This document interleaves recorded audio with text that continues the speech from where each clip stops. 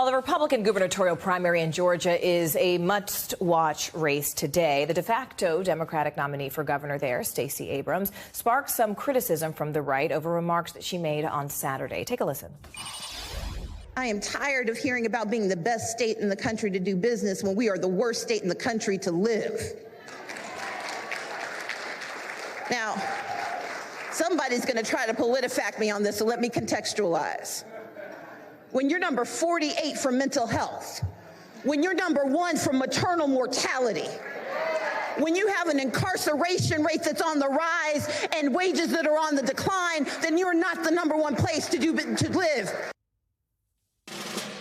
NBC News senior digital politics reporter Alex CITES joins us now. Alex, of course, this showdown in Georgia is dominating our news cycle. How are Abrams' Republican rivals responding to these comments? I mean, she contextualized it. She explained what she meant. She talked about the impact of mortality rates on women there. She explained it. But what are they sort of picking apart about that? How is that reaction resonating? Yeah, Morgan, Republicans are roasting Stacey Abrams over these comments. She was responding to Governor Brian Kemp, who she ran against in 2018 and might run against again in November, who has really been touting the state of Georgia's economy. Unemployment is low. Lots of businesses are coming. And she's saying, you know, that's all fine. But what about all these other metrics? But the words that she used are certainly raising some eyebrows. Stephen Miller, Donald Trump's former speechwriter, called it perhaps the worst campaign slogan of all time. And take a listen at what David Perdue, the other Republican running for governor, had to say about it.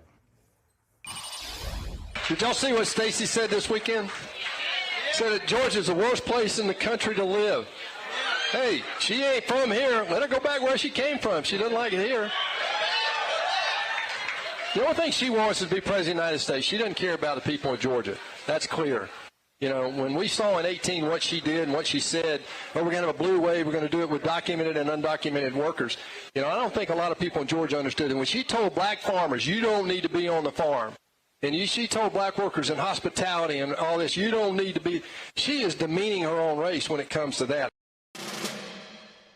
So that last comment there from David Perdue, demeaning her own race, is particularly getting attention and actually overshadowing Abrams' own comments, with lots of people, including the New York Times, calling it overtly racist. It is an odd note, to say the least, for David Perdue to potentially be ending his campaign on. Observers have noted he ended his last campaign by talking about Kamala Harris, calling her Kamala Malama, making fun of her name, and now telling her, you know, to kind of go back to where she came from. To be clear, she was born in Wisconsin, raised in Mississippi, went to high school in Georgia, went to college in Georgia, has lived in Georgia her entire adult life. So she is a Georgia resident, and you know, you might disagree with what she has to say about the state, but she has grounds to stand on. I do want to make two things clear.